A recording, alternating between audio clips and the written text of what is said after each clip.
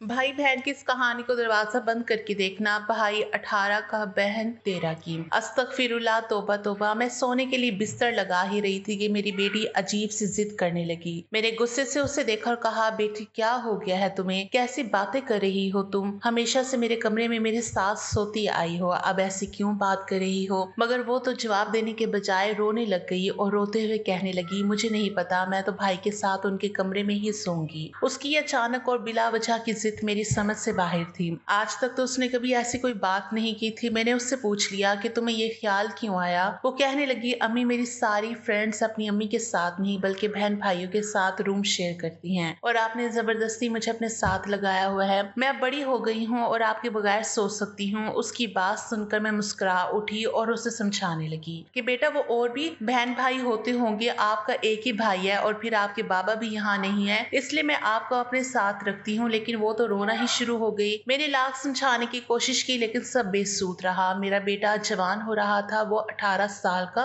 हो गया था। अपनी 13 साल बेटी को उसके साथ सुलाना मुझे कुछ मुनासिब नहीं लग रहा था। मेरा बेटा 9 साल का हुआ था जब से ही मैंने दोनों बहन भाइयों का बिस्तर अलग अलग कर दिया था, क्योंकि मेरी माँ ने मुझे हमेशा यही बताया था कि लड़के और लड़की का बिस्तर इस उम्र में अलग कर देना चाहिए। और आज पता नहीं अरूज को क्या हो गया था कि वो जिद पकड़ कर बैठ गई थी। कुछ देर तो मैं उसे समझाती रही लेकिन मेरे पास कोई ऐसा जवाब नहीं था कि उसकी बना पर मैं उसे रोक पाती। वो बार बार यही कह रही थी कि वो तो मेरा भाई है, फिर मैं उसके कमरे में क्यों नहीं सो सकती। मैं उसे समझाना चाहती थी कि भाई बहन के दरमियान भी हया का पर्दा होता है, लेकिन शायद ये सही वक्त नहीं था। उसका कच्चा जहन इस बात को शायद सही तरह से समझ ना पाता। ये सोचकर मैं खामोश हो गई और फिर कहा कि चलो ठीक है, आज की रात अपने भाई के कमरे में सो जाओ। मैं उसका बिस्तर उठाकर अपने बेटे तैयब के कमरे में चली गई। मैंने सोचा बस एक रात की तो बात है, मुझे क्या मालूम था कि ये रोज रोज का मामूल बन जाएगा। तैयब दोस्तों के पास गया हुआ था। मैं बिस्तर लगा रही थी। जब वो वापस लौटा तो मैंने उससे बताया कि अरूज आज उसके साथ सोएगी। ये सुनकर वो बहुत खुश हुआ और बगैर हिचकिचाए अरूज को गले लगाकर कहने लगा, बहुत अरसे बाद हम दोनों बहन भाई एक साथ सोंगे। वो दोनों ही खुश नजर आ रहे थे। अलबत्ता मुझे कुछ परेशानी सी थी। ऐसा नहीं था कि मुझे अपने बच्चों पर इतबार नहीं था, लेकिन मेरा ताल्लुक घराने से था। वहाँ छोटी छोटी बातों पर बहुत ज्यादा ध्यान दिया जाता था, खासकर बच्चों की तरबियत पर। वो दोनों बिस्तर पर लेटकर बातें करने लगे और मैं अपने कमरे में चली आई। मेरा शौहर दुबई में नौकरी करता था और यहाँ मैं दोनों बच्चों के साथ अकेले ही रहती थी। हमारे एक छोटा सा घर था लेकिन खुशहाल जिंदगी थी। हर 2 साल बाद मेरे शौहर छुट्टियों पर वापस आया करते थे। उनका कहना था कि बच्चों का मुस्तकबिल संवर जाएगा तो फिर वो हमेशा के लिए वापस आ जाएंगे। मैं अपने कमरे में आकर उन्हें फोन लगाकर बैठ गई। वह अरूज के बारे में पूछने लगे तो मैंने बताया कि आज वो अपने भाई के साथ सोएगी। यह सुनकर वो खुश होकर कहने लगे, चलो तुम्हें मुझसे तन्हाई में बात करने का मौका मिला। मैंने अपने शौहर से कहा कि मैं इस बात को लेकर कुछ मुतमईन नहीं हूँ। वो कहने लगे, फजूल बातें ना करो, तुम्हारा तो पूरा खानदान ही दकियानूसी है, तुम्हारा भी यही हाल है। मुझे अपने बच्चों पर यकीन है कि वो बहुत ही अच्छे और नेक बच्चे हैं। मेरे शौहर ने मुझे मुतमईन करवाया और फिर बातों में लग गए। बहुत अरसे बाद हमने सुकून से काफी देर बातें की थी, वरना हमेशा अरूज फोन मुझसे छीन कर बैठ जाती और खुद इतनी देर तक बातें करती कि उसके बाद मेरे शौहर फोन ही काट देते। तकरीबन 1 बजे के करीब मैंने फोन बंद किया और फिर बच्चों को देखने की गर्ज से अपने कमरे से निकली तो चौंक उठी, क्योंकि कमरे का दरवाजा अंदर से बंद था। जहां तक मुझे याद था तैयब कभी भी कमरा लॉक करके नहीं सोता था, फिर आज उसके कमरे का दरवाजा लॉक क्यों था?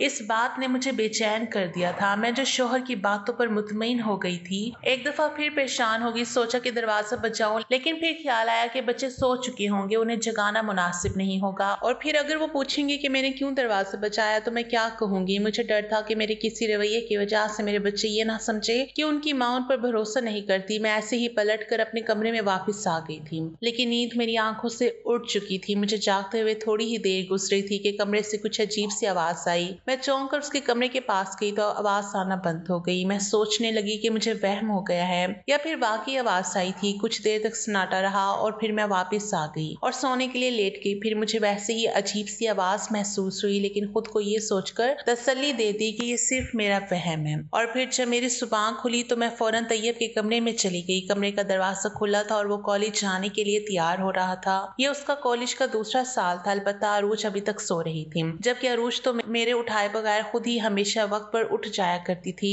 मगर आज इतनी गहरी नींद सो रही थी कि बार बार आवाज देने पर भी उसकी आंख नहीं खुल रही थी। मैंने उसे जबरदस्ती उठाया तो वो बहुत मुश्किल से उठकर बैठी। उसकी हालत ऐसी थी जैसे रात भर जागी हो, आंखें भी नींद की कमी की वजह से सुर्ख हो रही थी। मैंने हैरत से पूछा कि रात भर जागती रही हो क्या, जो अब उठा नहीं जा रहा। मेरी बात सुनकर वो चुप हो गई और जल्दी से पूरी आंखें खोलकर बैठ गई। कहने लगी, नहीं अम्मा, मैं और भाई तो फौरन ही सो गए थे। आपको तो पता है मुझे वक्त पर सोने की आदत है। मैंने उसे घूरते हुए देखा और कहा, इसलिए तो पूछ रही हूँ कि आज क्या हो गया है। बगैर मेरी बात का जवाब दिए वो जल्दी से उठी और मुंह धोने के लिए भागी। उसका रवैया मुझे बहुत ही गैर मामूली लगा था। खैर, मैंने उन दोनों को तैयार करके भेजा और जब अपने बेटे के कमरे से बिस्तर उठाने के लिए गई तो मेरी नजर ऐसी चीज पर पड़ी कि मैं बुरी तरह चौंक गई। मेरे बेटे के कमरे में उस चीज का क्या काम था? इससे पहले तो मैंने कभी ये चीज नहीं देखी थी। मैंने बिस्तर उठाया, सफाई की, खाना भी तैयार कर दिया और फिर दोनों बच्चे वापस आ गए। मैंने सोचा कि सीधी तरह तैयब से पूछ लूं कि रात भर वो दोनों क्या कर रहे थे, लेकिन फिर मैं खामोश हो गई। आज का दौर बदल गया है, पहले जैसा नहीं रहा कि जब माँ बाप सीधी तरह बच्चों से सख्ती से सवाल जवाब करते थे और बच्चे डर कर जवाब दे दिया करते थे। आज के दौर में अगर बच्चों से ज्यादा सवाल जवाब किए जाएं तो वो माँ बाप से ही चिढ़ जाते हैं और फिर दूरियां पैदा होने लगती हैं। बस यही सोचकर मैं भी खामोश रही थी और शायद यही मेरी सबसे बड़ी गलती थी। जमाना बदलने से कुछ नहीं होता, तरबियत के असूल हमेशा एक जैसे रहते हैं। माँ बाप की सख्ती का बदलते हुए जमानों से कोई ताल्लुक नहीं होता। अगर माँ बाप सख्ती ना करे तो लात जंगली घास की तरह बुरी हो जाती है। अगली रात जब मैं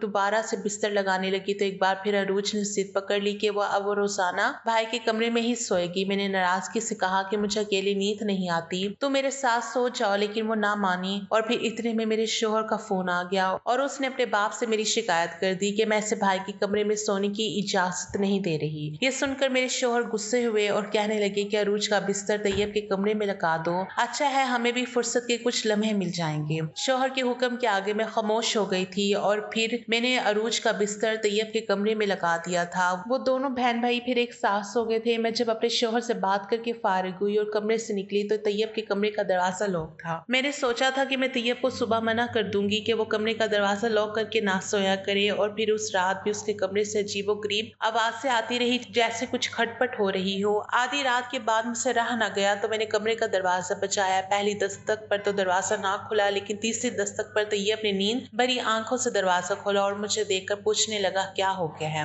अम्मा, इतनी रात को क्यों जगा रही हो? अपने बेटे की नींद खराब करने पर मुझे बड़ी शर्मिंदगी महसूस हुई थी। मैंने तैयब से अरूज के बारे में पूछा तो वो कहने लगा, वो गहरी नींद सो रही है और मैं भी सो रहा था, आपको वहम हो गया है, जाकर सो जाए। ये कहकर वो दरवाजा बंद करने लगा तो मैंने उसे रोका और कहा कि दरवाजा लॉक ना करो, तुम अभी बच्चे हो, मुझे फिक्र सताती रहती है। मेरी बात सुनकर उसने अजीब सी नजरों से देखा और ओके कहकर सिर्फ दरवाजा बंद कर दिया, उसे लॉक नहीं किया। मैं वापस अपने कमरे में आ गई थी। मैंने खुद को समझाया कि शायद मैं बहुत ही ज्यादा सोच रही हूँ, ऐसी भी कोई बात नहीं है। मगर 2 दिन बाद ही अरूज की स्कूल से फोन आया और टीचर ने ऐसी बात कही कि मैं घबरा गई। उन्होंने मुझे स्कूल बुलवाया था। मैं फौरन स्कूल पहुंच गई। अरूज के टीचर ने खुसूसी तौर पर मुझसे मुलाकात की और कहने लगी कि अरूज हमारी क्लास की बहुत ही लायक बच्ची थी, लेकिन न जाने उसे 3-4 दिन से क्या हो गया है, वो सारा वक्त क्लास में सोती रहती है, पढ़ाई पर कोई तवज्जो नहीं है। 2 दिन से उसने टेस्ट भी गलत देने शुरू कर दिए हैं।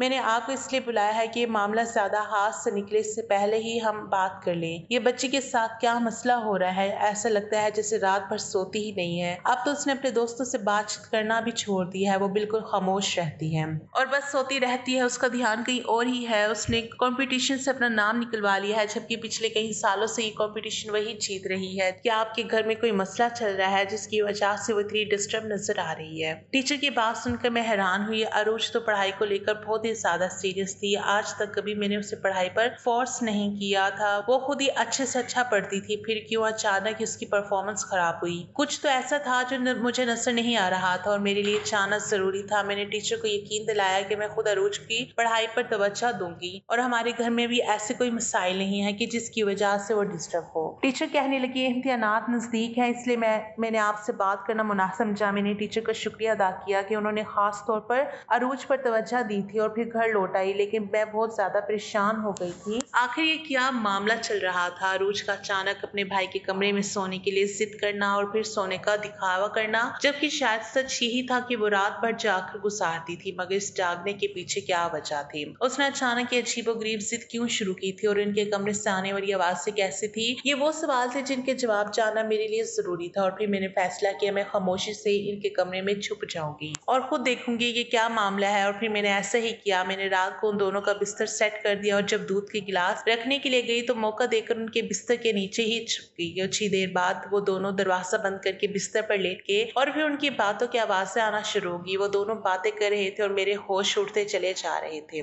मैंने अपने बच्चों की ऐसी तरबियत तो नहीं की थी कि वो मुझे धोखा देंगे, ऐसा कुछ करेंगे कि मैं अपनी ही नजर में गिर जाऊंगी। मैं सांस रोके लेटी हुई थी कि जब ही मैंने देखा मेरी बेटी बिस्तर से नीचे उतरी और वॉशरूम में चली गई, और जब थोड़ी देर बाद बाहर निकली तो उसके वजूद पर नजर पड़ती ही मैं शर्म से पानी पानी हो गई। मेरा बेटा भी बिस्तर से उतरा और अपनी बहन के हाथों में हाथ डालकर उसने अजीब तरह की हरकतें शुरू कर दी। मुझे लगा था कि मैं अपने बच्चों की तरबियत ही नहीं कर पाई, मैं उन्हें सही और गलत भी नहीं समझा सकी, तो फिर मेरे माँ होने का क्या फायदा था। मेरी आंखों में आंसू आ रहे थे और कुछ देर में ये तमाशा देखती रही। फिर मेरे सब्र की हद पार हो गई और मैं बिस्तर के नीचे से निकलकर उन दोनों के सामने खड़ी हो गई। मुझे देखकर वो दोनों हक्का बक्का हो गए और शर्म से सर झुका के मेरे गुस्से में अरूज से पूछा कि ये सब क्या है और ये तुमने किस तरह का लिबास पहन रखा है। भाई के सामने इस लिबास में आते तुम्हें शर्म नहीं आती। मेरी बात सुनकर वो कहने लगी, आप तो बहुत ही दकियानुसी बातें करती हैं। मैंने ऐसा भी क्या बुरा लिबास नहीं पहना। मैंने हैरत से सर से पांव तक उसे देखा। वो छोटे से स्कर्ट और पैंट में मेरे सामने खड़ी और कह रही थी कि उसने कोई बुरा लिबास नहीं पहना। मेरे बेटे को घूर कर देखा और कहा, तुम बड़े हो, तुम्हें क्या हो गया है? क्या तुम्हें नहीं मालूम कि ये सब कुछ गलत है जो तुम दोनों कर रहे हो? तुम्हारी इन हरकतों की वजह से मुझ पर क्या गुजर रही है? कुछ अंदाजा है तुम दोनों की पढ़ाई भी मुतासिर हो चुकी है। मैंने सोचा भी नहीं था कि तुम लोग मेरी दी हुई आजादी का इतना गलत फायदा उठाओगे। और अरूज के पास से लिबास कहाँ से आया है? मेरे पास पूछने को इतने सवाल थे कि समझ नहीं आ रहा था कि पहले क्या पूछूं और किस बात पर गुस्सा करूं। बच्चों को बुरा कहूं या अपनी तरबियत की कमी पर सर पीटूं? तैयब सर झुकाकर कहने लगा कि अम्मा, आजकल ये सब कुछ आम है, मगर आपने हम पर इतनी पाबंदियां लगा दी हैं कि हम खुलकर सांस भी नहीं ले सकते। अगर मेरे पास मोबाइल फोन ना होता तो शायद हमें दुनिया के बारे में कुछ पता ही ना होता और हम कुएं के मेंढक बनकर रह जाते। जब एक दिन आप बाजार गई थी, उस दिन मैंने अरूज को अपने मोबाइल फोन में कुछ वीडियोस दिखाई थी, जिन्हें देखने के बाद अरूज को भी शौक हुआ कि हम दोनों भी यही करते हैं। और फिर जब हमने ये शुरू किया तो हमें मजा आने लगा और फिर आहिस्ता आहिस्ता इतना मजा आया कि हम दोनों अब सारी रात यही करते हैं। लोग तो इसी काम से इतना पैसा कमा रहे हैं कि पढ़ाई लिखाई की जरूरत भी नहीं है। पता नहीं क्यों आप हम दोनों पर हर वक्त पढ़ाई का इतना प्रेशर डालती हैं। तैयब की बात सुनकर मैं हक्का बक्का हो गई और उससे पूछा कि आखिर तुम्हें ये सारी पट्टियां किसने पढ़ाई हैं? पढ़ाई कितनी जरूरी है तुम्हें मालूम नहीं है? और वो कहने लगा कि आज के दौर में पढ़ाई की कोई हैसियत नहीं है। कॉलेज में हर कोई वीडियोस बनाता है, नाचना गाना प्रैंक करता है और मशहूर हो जाता है। सिर्फ मशहूर ही नहीं होता बल्कि पैसे भी कमाने लगता है। जब यही सब मैंने अरूज को दिखाया तो उसे भी वीडियोस बनाने का काम अच्छा लगा और फिर अब हम दोनों ने मिलकर डांस वीडियोस बनाने शुरू कर दिए। आप तो हमें हरगिज भी इस बात की इजाजत नहीं देती, इसलिए हमने चोरी छुप के ये काम शुरू किया। हमारी हर वीडियोस पर हजारों लाइक आते हैं, लोग हमें पसंद कर रहे हैं। एक दिन हम इस काम से कमाना भी शुरू हो जाएंगे। पढ़ लिख कर हमें क्या हासिल होगा? तैयब ने अपना फोन खोलकर मुझे अपना टिकटॉक अकाउंट दिखाया तो मैं शर्म से जमीन में ही गिर गई। मेरे बेटी ने तो बेहयाई की हर हद पार कर रखी थी और वो दोनों हर वीडियोस में एक दूसरे का हाथ पकड़े रख करने में मसरूफ थे और लोग कमेंट्स में न जाने क्या कुछ लिख रहे थे। मेरे घर की इज्जत मोबाइल फोन की जीनत बन गई थी और मुझे पता भी नहीं चला था। मैंने एक जोरदार थप्पड़ तैयब के मुंह पर मारा और उससे कहा कि ये हरकत करने से पहले कम से कम एक दफा मुझे बताते तो सही, फिर मैं तुम्हें बताती कि क्या सही और क्या गलत। क्या इस तरह पैसा कमाना ठीक है? तुम क्या कर रहे हो? अपनी बहन की इज्जत को सरेआम बाजार में हजारों लोगों के आगे पेश कर रहे हो। न जाने ये कौन कौन लोग होंगे जो तुम्हारी बहन को इन कपड़ों में रक्स करता देख रहे होंगे। किसकी नीयत में कैसा फतूर होगा कौन जानता है। हम क्यों बर्बादी के दहाने पर खड़े हैं? क्या सिर्फ इसलिए क्योंकि तुम्हारे हाथ में मोबाइल फोन है या तुम्हें इसके इस्तेमाल की आजादी मिली है? तैयब को एकदम ही चुप लग गई थी। वो सर झुकाए खड़ा हो गया था। शायद उसकी समझ में मेरी बातें आने लगी थी। मैंने एक नजर अपने दोनों बच्चों पर डाली जो भी कच्ची उम्रों में थे और शायद सही और गलत का पूरी तरह फर्क भी नहीं जानते थे। इन्हें बस ये नजर आ रहा था कि ये पैसा कमाने का असल तरीका है जिसमें मजा भी आता है और मशहूरी भी मिलती है। लेकिन दोनों ने ये नहीं सोचा था कि उसके क्या नुकसान हो सकते हैं। वो दोनों समझ रहे थे कि पढ़ाई किसी काम की नहीं है और ये सब करके भी इंसान सब कुछ हासिल कर सकता है। मैंने उन दोनों को अपने पास बिठाया और बताया कि पढ़ाई लिखाई इंसान में शऊर पैदा करती है, इसे सही और गलत का रास्ता बताती है। पहले के लोग शादी पर रक्स करने के लिए बाहर से औरतें बुलवाया करते थे और अब तो घर की औरतें खुद ही डांस फ्लोर पर खड़ी हजारों लोगों के दरमियान अपना रक्स पेश करती है और उनको ये बात बेहयाई भी नहीं लगती। शायद यही हमारे मुआशरे की बर्बादी की वजह है। ये मासूम छोटी छोटी बच्चियों के रेप हो रहे हैं। मैंने अपने दोनों बच्चों से शर्म और झिझक को एक तरफ रखकर खुलकर बात की। इन्हें इस चीज के नुकसानात के बारे में बताया। उन दोनों के साथ ये मेरी पहली बातचीत थी। मैंने माँ बन के नहीं बल्कि दोस्तों की तरह उन्हें सही और गलत समझाया था, क्योंकि अगर उस वक्त वक्त मैं उन दोनों को ना रोकती तो शायद वो दोनों उसी को अपनी फलाह का रास्ता समझते और ये भूल जाते कि हम मुसलमान हैं और हमारी फलाह और कामयाबी कम से कम इस टिकटॉक और स्नैपचैट के रास्ते पर तो बिल्कुल भी नहीं है। मेरे बेटे को इस जमाने की ये नई ख्वाहिश कॉलेज से लगी थी जिसे वो अपने साथ घर तक लाया था और अपनी बहन को भी शामिल कर लिया था। मैंने बहुत समझदारी से उन दोनों को अच्छा और बुरा समझाया था और ये भी बताया कि हर चीज के इस्तेमाल करने का एक तरीका होता है। अगर वो ये टिकटॉक अच्छे कंटेंट के लिए इस्तेमाल करे, कोई दीनी मजहब चीज से डालें या फिर फलस्तीनियों के हक में, तो क्या बेहतर नहीं होगा? इस तरह नाच गाना करके ना सिर्फ वो दोनों गुनाह कमा रहे थे बल्कि न जाने कितने और लोग इन दोनों को देखकर गुनाहगार हो रहे थे। मेरे समझाने पर उन दोनों को मेरी बात समझ आ गई थी। मेरे शौहर ने हमेशा मुझे मेरी सोच को दकियानूसी कहा था। शायद यही वजह थी कि मेरे बच्चे ये दकियानूसी समझते थे और मुझसे अपनी बातें खुलकर शेयर नहीं करते थे। मगर जब मैंने उनके साथ दोस्ती शुरू की तो फिर वो आहिस्ता आहिस्ता मुझे हर बात बताने लगी। मैं सोलो पर चलना चाहती थी और अपने बच्चों की तरबियत इस तरह करना चाहती थी जिस तरह एक मुसलमान माँ को करनी चाहिए। मेरे बेटे के बिस्तर से मुझे एक छोटा सा स्पीकर मिला था। मैं इसी दिन खटक गई थी। मेरी गैर मौजूदगी में वो दोनों ही स्पीकर पर गाना लगाकर डांस सीखा करते थे और जब मैं मौजूद होती तो फिर मोबाइल फोन से ही काम चला लेते। इनके नाच गाने की आवाजों से होने वाली आवाज मेरे कानों में पड़ती थी और वो दोनों झूठ के सहारे सब बातों को छुपा लेते थे।